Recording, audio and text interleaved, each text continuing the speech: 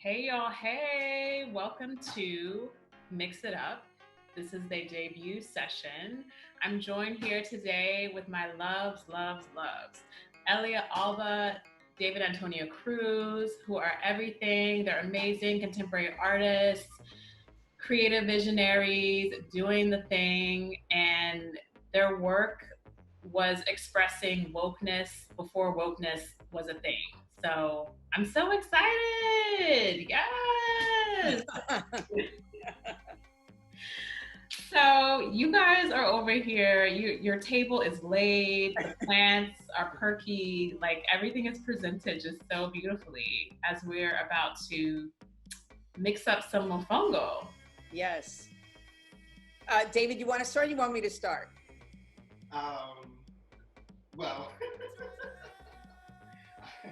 you want me to start with the recipe? Well, are we gonna do like?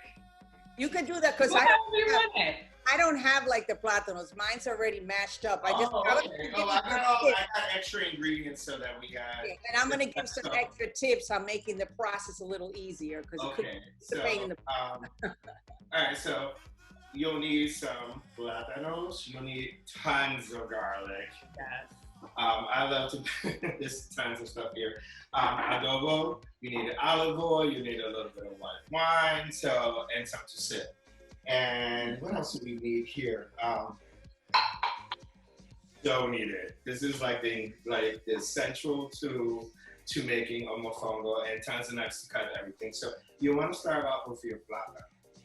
Like about 4, right, David? 4. About 4. I'm going to use 2 for this one because we're going to make a small one. And so you want to start off with about 4. You want to cut out, let me move this around.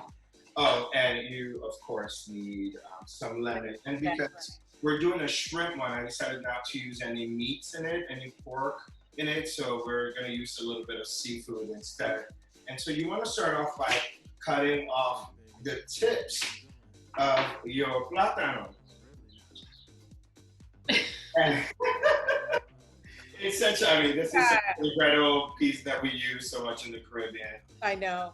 I mean, you see it a lot in art, and you want to slice it on the edge. I like to do it on 2 sides. Yep.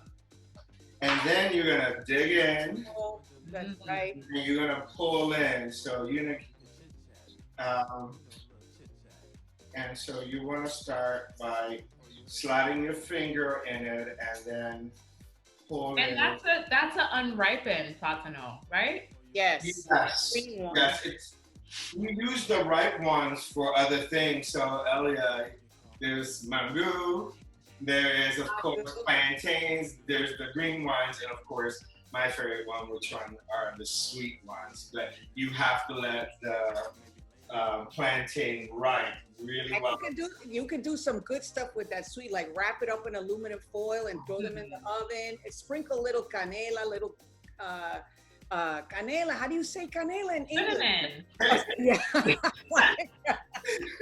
Some cinnamon. And if you really have a sweet tooth, you could sprinkle a little brown sugar too to give it a little sweet kick. Ooh. And you put it in the oven and then you let it bake until it's like super soft because it's already soft. And then you take a nice little bowl of ice cream and put those little plátanos on top. What? Yes. Okay. I mean, there's so many things that we do with it. I mean, what I'm doing. Yes. We also do pastelón, which is kind of like a Caribbean, I would say Caribbean because Dominicans and Puerto Ricans make this dish. And it's basically a Caribbean lasagna. And so instead of using pasta, you use plantains. What? Okay, that sounds... And you can do a vegetarian version of it or use meat in it. And it's yummy. Okay, that sounds like all the carbs of the universe. Well, that's hard for a whole entire week. You can do it with fish too. That pastelón de plátano. My mother has done it with like fish. Oh, really? Yes. Because then the fish falls apart and then it's just like embedded in the plátano. Ooh, that's so delicate. Okay. Have you done the garlic? I don't know about delicate. That's just like the way you described it was very delicate. The way that the fish falls apart. It just falls apart because fish dissolve. Like starts falling apart. It crumbles up. So Anyway, go on with your You're going to cut it in about 1-inch rings. They'll end up looking like this. So I cut up a bunch already. And then you have to set your oil. So you That's gas stove. I hear that gas stove popping. Yeah, so you really have to get it really hot because you want to get a really nice like color. You don't want to burn them. You actually want to get like a golden color. I like mine a little crispy where the pork really comes in, but I'm skipping that part.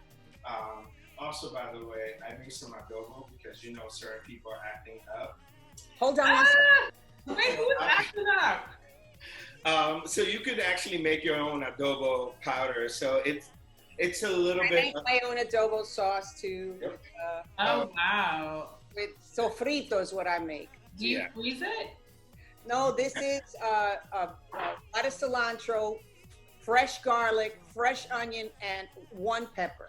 And you put it in the blender, and you can use this to season anything. Yeah, I bet. It's so good. And it's So bye the unmentionable brand. Yes. It also gives the most incredible smell to your apartment. Like this smell of it. I can still smell it in my apartment right now. Yes. So if you want to make your own adobo, you use table salt, black pepper, paprika, cayenne pepper, onion and garlic powder, and cumin. And you mix it all real together, pretty much equal parts to a certain degree. You can look it up, but you'll get a really nice consistency. One thing is I do like spicy food, which is not quite part of our cuisine in the sense we do it as an additive. But I like to put a lot of extra spice. Oh, and chili powder as well. So that's one way to make your own without mentioning, food. Because then it's acting up. We don't need that shit. So we don't. You're not allowed to say that. No. Yes, you can say whatever you want. We could actually say the name of the brand. I don't want to. I don't think we should. I don't think not co-signing brands unless they're giving a coin. No, we're not giving them any coins with this whole conversation. There is some other brands from the Caribbean, actually made by Caribbean folks. Yes. That are not as popular, and one of them is named after a flower. I won't mention names of products, but there's many different companies that you can support. Local ones. There's a lot of local ones. There's also a lot of these other products. There's also the Jamaican ones, which the Caribbean. We basically have the same exact ingredients, and we have the same foods. They're just really named differently, and occasionally some people are definitely known for the heat. some of the islands bring in the spice more than like the DR, and although the Haitians the real spicy food. But totally. So that's where the variation and our cooking and stuff like that, it really is in the spice. I'm still waiting for it to bubble. So Elia, I did this for you, so I know. I'm finding myself in purple. You look wait. So while that's bubbling, let's multitask. I want to just do it all. I want to talk about you guys. I want to cheers. Maybe we should cheers, actually. Cheers to you guys. I love you so much. I'm so happy we're doing this, and just keep it going. Love. And can we toast to John Lewis? Toast to what? Toast to who? Sorry. Oh, we might make sure we got to refill it. Yes, I do need a little bit of refill. We lost 2 incredible people in the civil rights movement. Oh, John R. Lewis, yes. Yeah, so just toast to their incredible contributions. Yeah, well, they're watching over us now when we most need it. Absolutely. So, second thing you have to do while we wait for it, you want to take tons of garlic, because garlic is the essential tool for this, and you want to crush it. So you want to put some back into it. Put your back into it, yes. You got to put your back like it. little bump. You're doing good. I'm like at the end. I just have like the plated thing on how it would look. Yeah. I did one full through, and then I got enough ingredients to actually go through the whole process of it. Wow. David, were you a chef in another life? Did you have a cooking like you were a chef? This was really cooking and watching my mother cook was really it was my favorite time spent with my mother. Yeah. I spent a lot of time with my mother in the kitchen, just watching her cook and talking to her. Mm-hmm. She really had been, she started cooking from a really young age for her entire family, and there were about 11 of them. She started cooking around when she was 10, and so it was just something that was really natural to her. And I hated that she never would give me recipes, because she was like, no, you just do it. How much water, or how much this? She was like, just enough. She knew you were an artist. Yeah, she was, and so she spent, that was how she expressed her love. I think it's so important for a lot of people. Now, let me ask you both this. Elia, I know obviously cooking definitely inspires your work in a lot of ways. Like for both of you, do you feel that? David, do you feel that as well? And then we'll talk, Elia, about your Supper series too. It was definitely my mom's cooking and mom's, there was like other like historical movements but if as the project progressed, I realized a lot of it had to do with my upbringing, and the amount of food my mother cooked, and everything for her revolved around food. Like if a neighbor came in, she made them food. Like that was her way of showing love, was through food. Yeah. And there was always a party in my house. There was always, for any reason, like. Where'd you grow up? Where'd you grow up? In the Bronx. In the Bronx. And there was always so we had a little house, and there was always a party. There was always a gathering. So there was always constant this thing of food and making food and putting in that effort. It's funny because like my parents were never really social people. At all, and I know a lot of people think that I am, but I'm not. And it comes really from my mom. But for her, like cooking was always like Elia mentioned, it was always a way to share love. That was how she demonstrated her love, and she always was, later on, in about her early 60s, she started cooking for the homeless, and like cooking was this thing for her. It was really special. Like once we moved out, she found ways for her to really share her passion. But she would say there's always food for everyone. There's the idea that, when someone came over, you always fed them. All the time. Before that, they left fed, and you could not say no to my mom's cooking. Right? No, you couldn't say no to my mom. Very much offended. You're not supposed, the idea that someone's coming to your house and you're not making them food. But it's like, no. That's like a big time. And heaven forbid she go to your house and you roll up with like some crackers and cheese. Ooh, you said crackers and cheese. You know something about that. People do that. People are afraid of cooking sometimes, I think. Don't you feel like now, in these like crazy pandemic times, like people are being kind of forced to cook? Yes. I love it. I'm using it like, for me, it's the time to relax, because you can't rush it. You just really, it's about the flavors and spending time with it. And so I enjoy it. And then like lately I've been trying to learn new things. So it's given me time to slow down. So certain things that I've been using as a form of relaxation. So I've been actually cooking a lot more than I used to. Yeah. When we're stuck at home, so there's no reason to run around. I feel like after living in New York for 20-something years, like, you're always running. Yes. We're always running. Like, we don't know how to, like, slow down. You're always on 10,000. Oh my God, we can do about 10 different things in the same hour, and just like, it feels so natural, and we do it really well, but it's part of our culture in New York, and I just feel like right now, it's just giving you time to just like enjoy life, a lot more in a sense. At least home life, everything else is crazy. So, You want to, by the way, cook your plantains for about David is doing the full. I'm so I'll here show for you what it looks like, ladies and gentlemen. So here we go. Let's see. Yeah. Ooh, that looks beautiful. Nice and golden. Getting You want to make it really nice and golden, and about 6 minutes, you want to turn them over. Meanwhile, you should have your garlic all crushed and ready to go, because that's what the flavor is. And please don't go on a date after eating this. Ooh, you know, right? There is not enough Altoids or Listerine in the world. None of that. Look at None this. of that.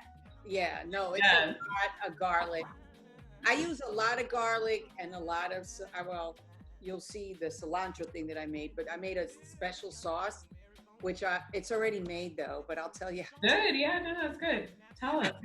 To pour on top of it, because I didn't do shrimp, I did pork, but instead of pork, because I'm not dealing with cracklings and cutting up. That's a lot. No, I ain't doing that. Yeah. Bacon, you could do it with bacon. Oh, that's smart. I'll show you to cook it super. Here, I'll show you now. Ooh. So when you cook it, it should be real crisp. Let me do this. Yeah. It should be real crispy. You see? That looks, I mean, I don't eat bacon, but it looks delicious. You have to cook it real crispy. So I would suggest you get uncured bacon, you know, like that's the non-grass fed. So it's actual fat. Yeah. Fat bacon, and then I know that sounds gross. No, it For doesn't. the folks that don't like, but it actually cooks up really nicely. Yeah, it looks good. And for all you vegans out there, you could do tempeh bacon, I guess. Exactly. Yeah. Substitute it. Exactly. You can substitute. It's really for the It has to texture be and crispy. soft. I want to get it crispy. Yeah. So it adds a lot of like texture to it, and of course the salt, which I totally love. I decided to skip on the bacon. But That's all right. I can show them the bacon here. yeah. We all figured it out.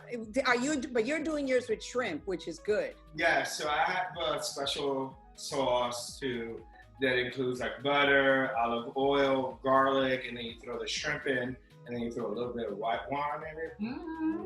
Yeah. I did my sauce with this, with my paste that I made.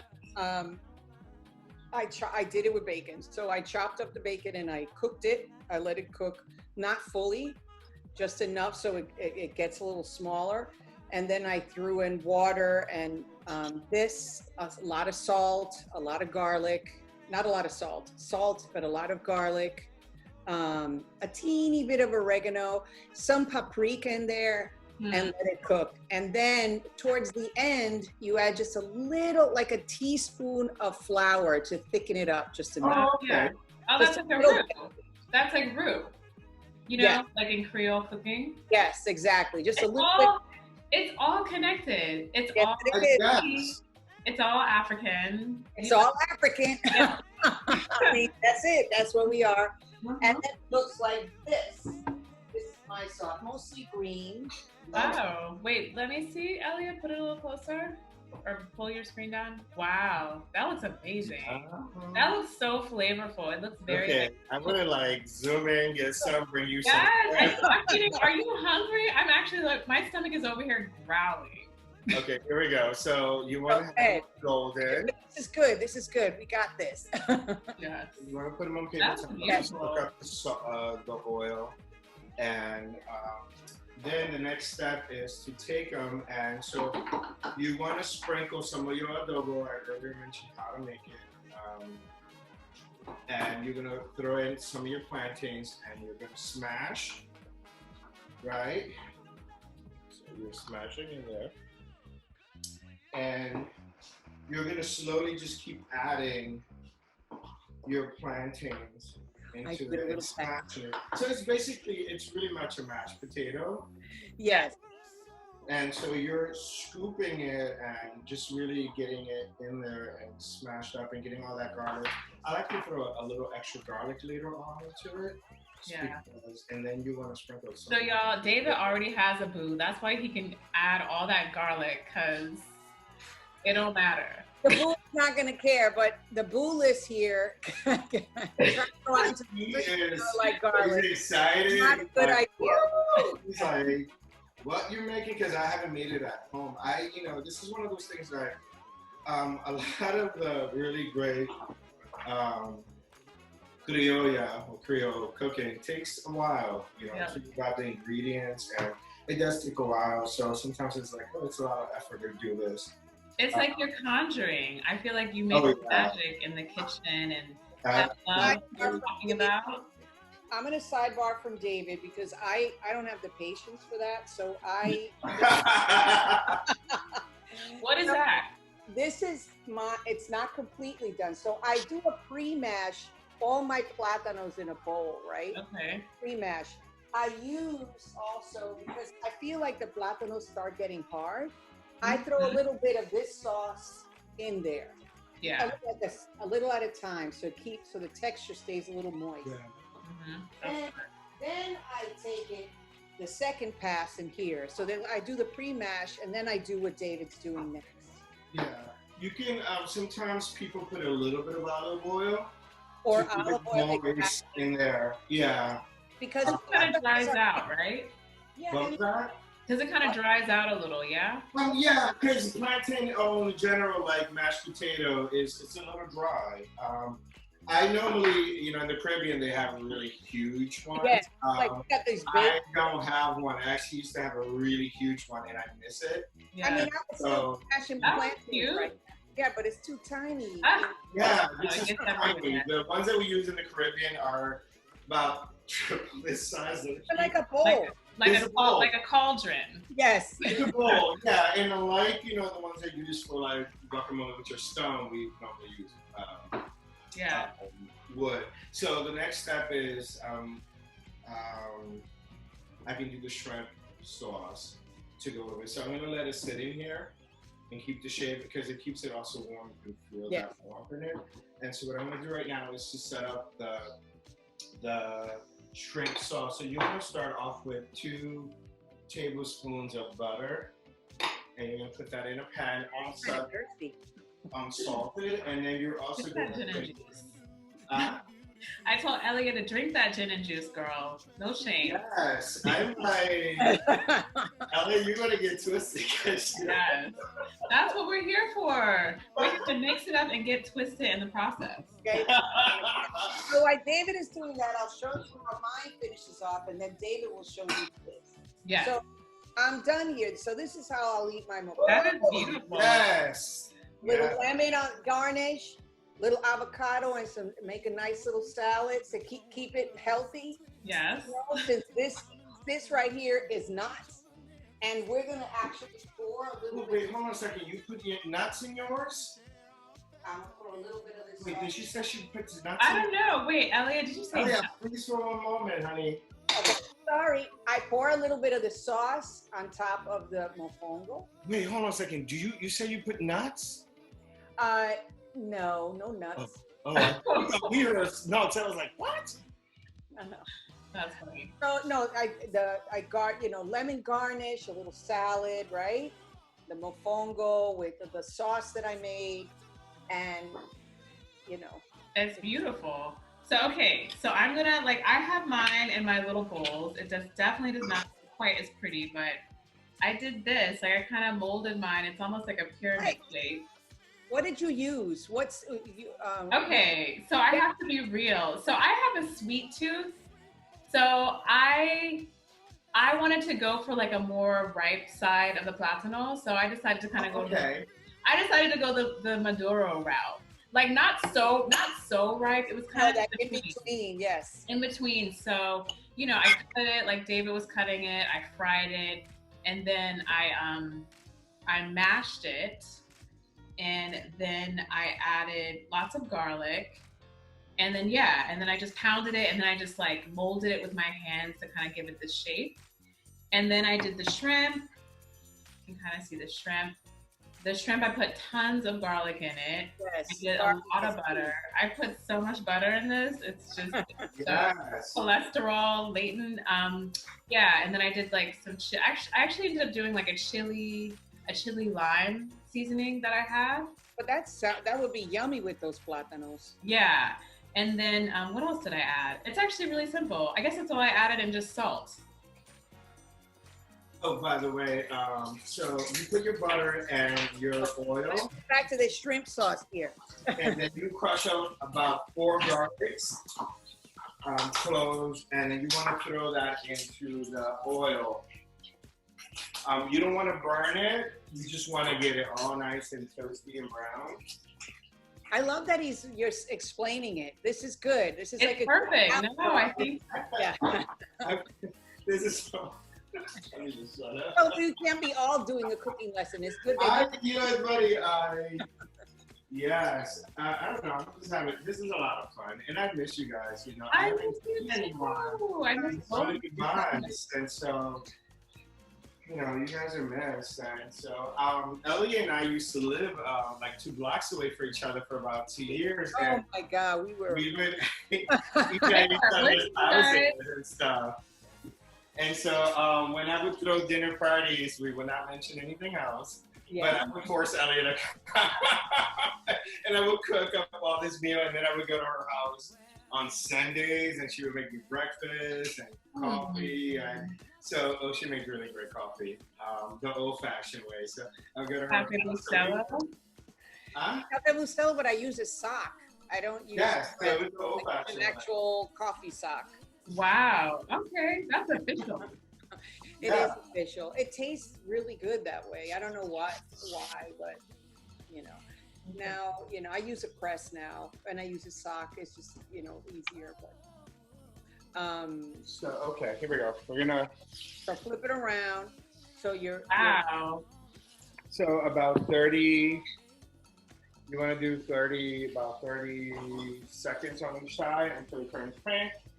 Then you turn it over to the other side, and then you're gonna throw in your white wine and half a lemon. You want to squeeze that into the pan to give it some nice flavor. Okay. While you're doing that, I'm going to play. I'm hungry, y'all. I don't know. I am hungry too. Well, I'll wait for David. Just eat. I'm gonna no. I'm waiting, but I'm plating while I'm waiting. You're plating. Yeah, as you can tell, I'm already placed and ready to go. Yeah, I'm plating. I'll just. It'll be done really soon. Yeah, I mean, mofongo is not super complicated. It just has a lot of little steps, you know. It has a little bit of. And think of plátanos, and I think that's the key part. Regardless if you mash it little at a time or in big chunks, it's like mashing potatoes. You have to keep it moist. So either if you make a sauce, add a little bit of the sauce into the plantain, little at a time. Or olive oil, as David had mentioned. And if you do sauces, towards the end, add a little, you know, flour to thicken it up a little bit, make it give a little texture. And then, you know, you can have it with shrimp. You could do it with tofu bacon. I mean, I'm almost positive you can. Yeah, like any protein, really. Any protein, really. It's just you have to fry it up, though. It's all fried up. It's a fried. I listen. Okay, that's what it is. It's no shame, no judgment. We are a fried household over here. We So before we run out of time, y'all, I'm gonna make sure that we take a little bit of a deep dive into just you. Oh, is that done? Ooh. Yes. Yay! Okay, I'm gonna show their dish. Everyone, put it up to the screen. Ooh la la!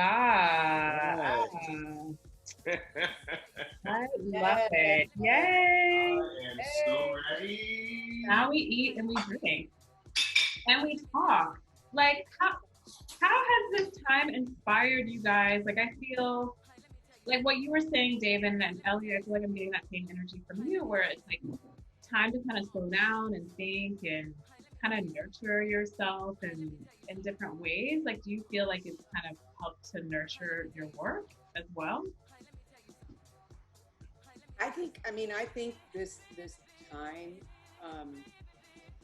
being like in this pandemic really has, of course, you know, fast forward to May 31st and George Floyd, that kind of rattled, I feel like, I mean, you knew stuff, for me, it really rattled me. Yes. I mean, it was rattling me that people were passing away outside of me, but then that took it to some next level.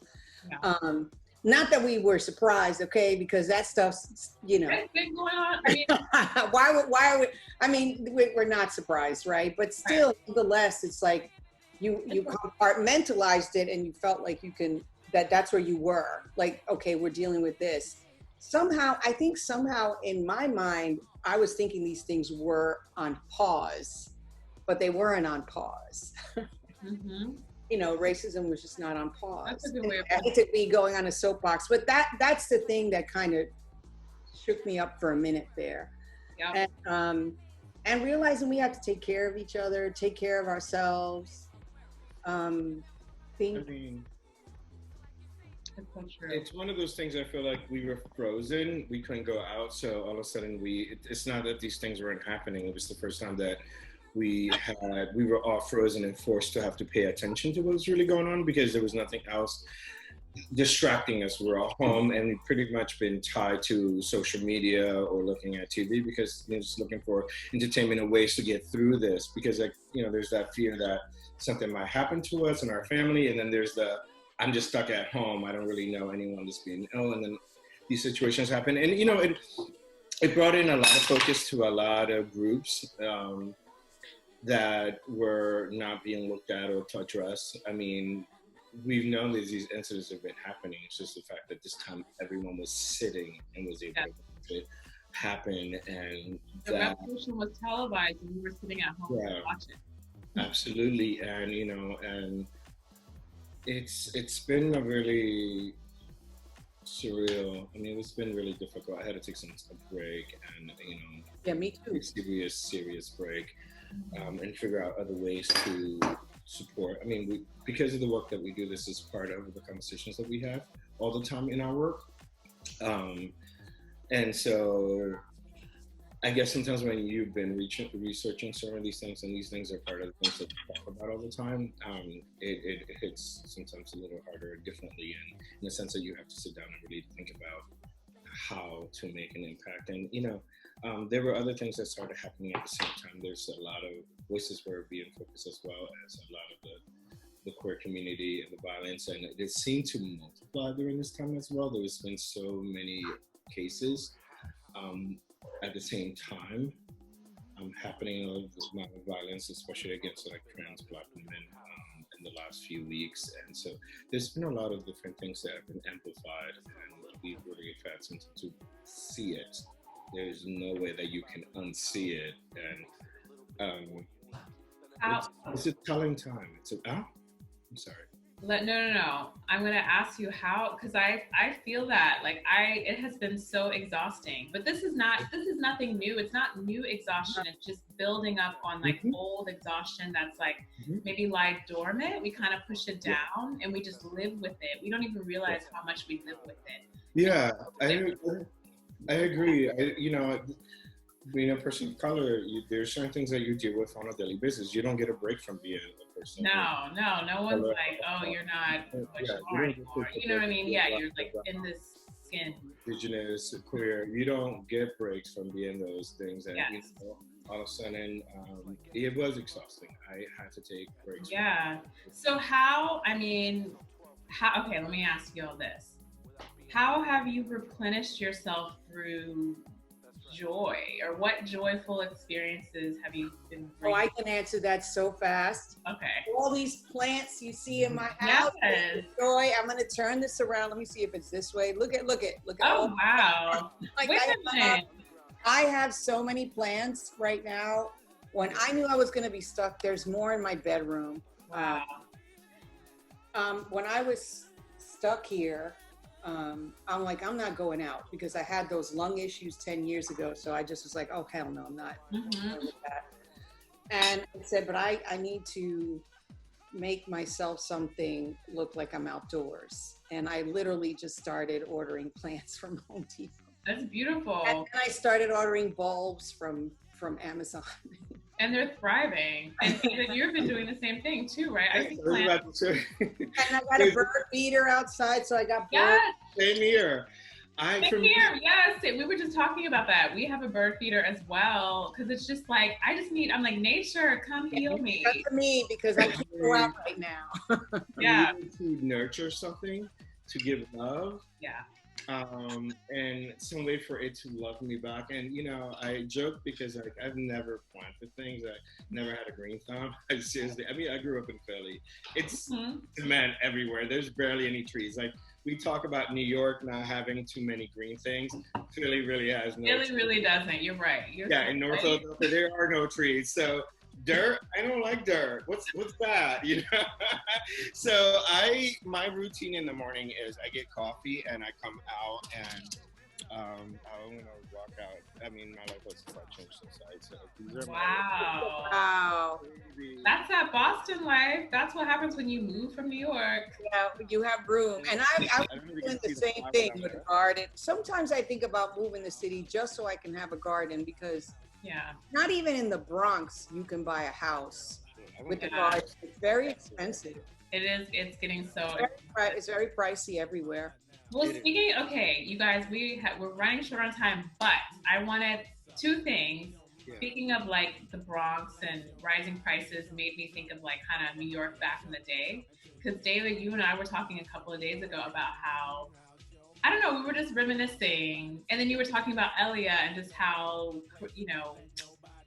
critical Elia has been, just sort of like, you're delving into like just the queer world, house music and all of that. Like, let's talk about that because I was like, ooh, David has some tea to spill. I was like, yeah.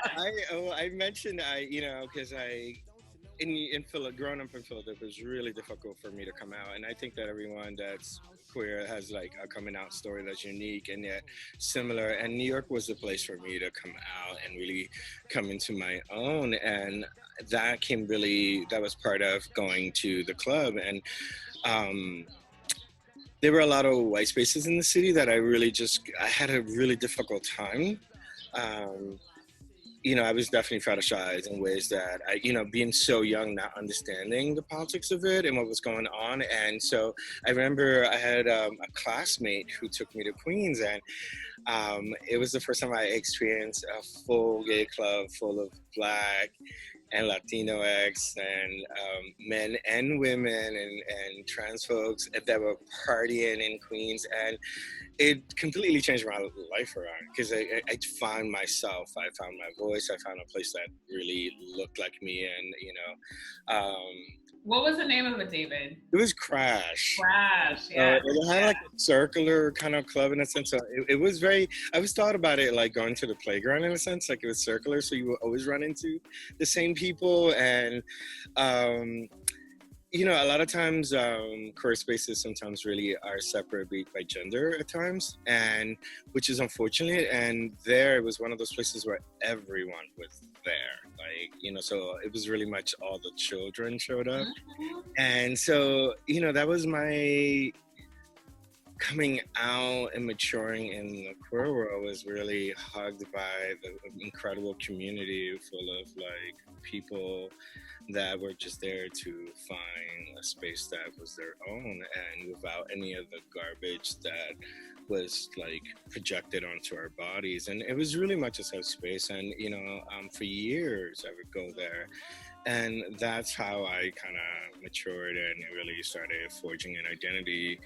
And a lot of my earlier work, my earlier paintings come from that experience, like really trying to understand my body as a queer person in relationship to the Latin community. And a week ago or so when we talked, I said, Elia, because Elia grew up in New York, so she used to go out back in the day.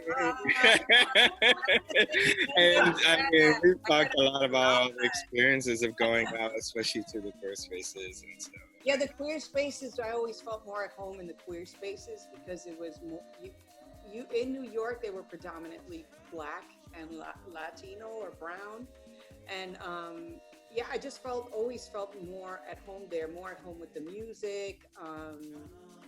it was a very for me, it was a very exciting time. And I feel like it really influenced me a lot, especially going to Paradise Garage, which I did. Oh my gosh. Oh, talk about Paradise Garage, Elia. And Larry Levan. Now, I did towards the end have a card, but at the beginning I went with a friend, and for a while, Paradise Garage at the beginning was strictly men. Yeah. And then when I started to go, which was like at the beginning, like in the early 80s, then it became like,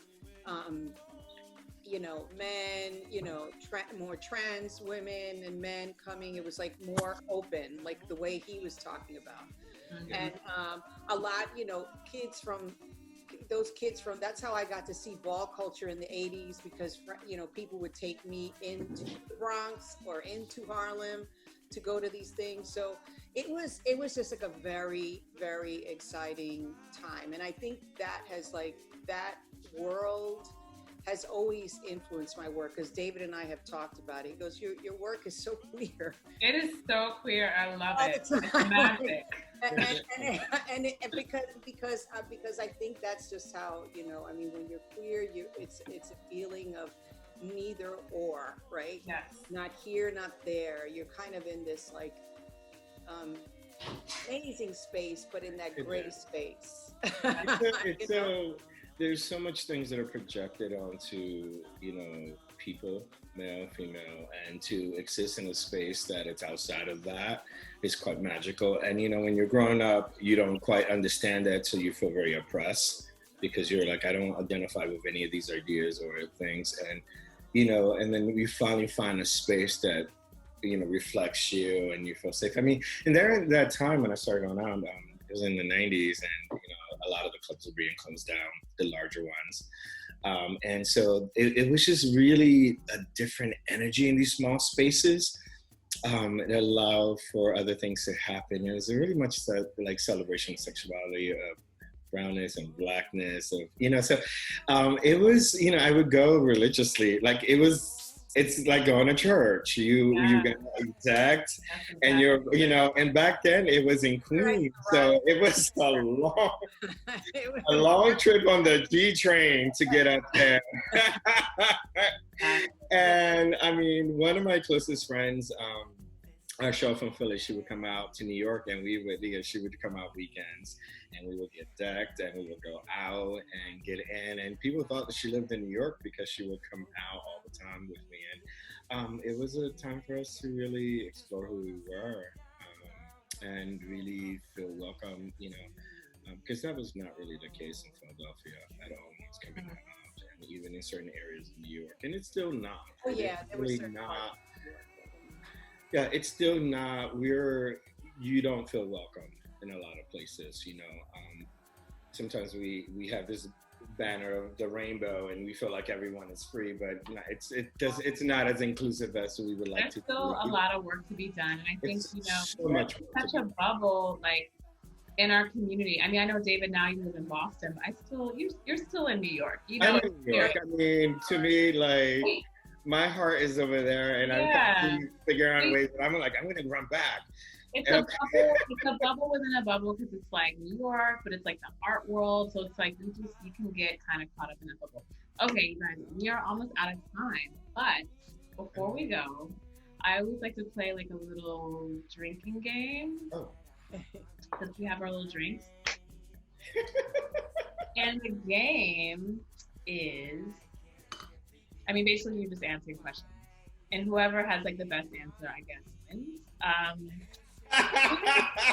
Who would you have drinks with, living and not with us any longer, deceased? Who would that be? Okay. Can I mention 2? 3. Okay, do however many you want, yes. Okay, I would want to have drinks with Prince, but I got a feeling that he wouldn't drink. He would just probably watch me get drunk, and that would probably be scary. Because I have always been a big fan of Prince. But just because I think he was such an eccentric, and I'm going back art world, I would do Salvador Dali because I think he would be so crazy and not sure what would come out. You would be drunk. I feel like y'all would be under the table. I would go, I mean, like, I would probably end up doing a performance with fur and lobsters. But actually, that's not true. The person that if I had to, because it's someone that I really admire, would probably be Garcia Lorca, because he was a singer, he was a poet. So we would have a concert, we would drink, he would put a play on. It would be like on. I mean, I think he would probably just put it on the show. So, yeah. Okay, I love it. I love it. Elia. All right. So deceased, it would be La Lupe, who I feel. Oh wait, I'm coming to that party though. Because she will also perform, throw her clothes off and her ring. She would throw down. She would get drunk with you, and she'd pull her hair out. It was my daddy who introduced. I love her. And play her all the time. I mean, I think she was overshadowed by Celia Cruz because she was like really she was beyond. She was way ahead of her time as far as how she was a performance artist and a singer, like all those things combined. So I would like to throw down. Hold on a second. Can we have her and Garcia Lorca together? Because he writes about Duende, and when I lecture about that, she's the person I show as a performer because she is a duende. She is. She like in modern contemporary times, I would say the closest person to her, I would say old Mary J. Blige. When she used to sing and she used to do with her hand, she was battling the era. She was singing like we have to talk about 90s, not like really early 90s. Where she might get angry on the stage and curse the audience out, but bring the realness. That's like that's 411. Okay, that's a perfect segue because that is kind of a relation to who I was gonna say. So for No Longer With Us Deceased, this is so random, but I don't know. I was just thinking about her earlier today. I would have drinks with Nefertiti. Because I would want her to just tell me all the secrets of ancient Egypt. You think she would drop the tea though? What'd you say? You think she would drop the tea? Yes, because I would give her enough drinks to drop that tea. Well, tell me all that you know, all the wisdom. Tell me about Atlantis. Tell me about all the things. So that's one. And then to your point, Mary J. in the 90s, I was thinking, I want to have drinks with Foxy Brown. Yes. Okay, wait, hold on. I didn't give a person that's a lot. Like I didn't. Yeah, I didn't give a person either. That's okay. I feel like we all won because all our answers were. Actually, hold on a second. There's someone else. See, who? If I would really, really love to have drinks with Joseph Campbell. I probably end up crying the whole time. Okay, wait. Who is Joseph Campbell again? Oh my God, I like Man of a Thousand Faces. Oh my God, The Hero of a Thousand Faces. Oh my God, I'm blanking out on all the titles because I've been drinking. But he's someone that I listen to his lectures all the time when I'm painting early in the morning. And like I just kind of. You are such an academic, David. Sometimes. I'll mix it up in my studio. I'll start with Joseph Campbell and switch over to Lil' Kim.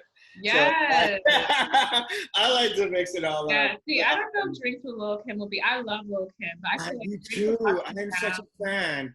Let me see. I'm a fan of Lil' Kim a lot. Me too. Early. Early now, I don't care how early. Oh my God! No, I just think she's like her own entity. She's another duende. I'm sorry. She's living her own life. She's doing whatever she wants. She is performing on her body, on her. Yeah. It's a celebration of like beauty and sex and ownership of her body. Yeah. Just so incredible. And vulnerable. She's incredibly all that she's done. Yeah, okay, you guys. Viola Davis. That's the one. Oh, hey. Okay, that's a good one. Okay, wait. So on that note, my laptop's about to die, y'all. So I love you so much. Love you. And this was so much fun. Everybody, thank you for joining us. And cheers again. Cheers.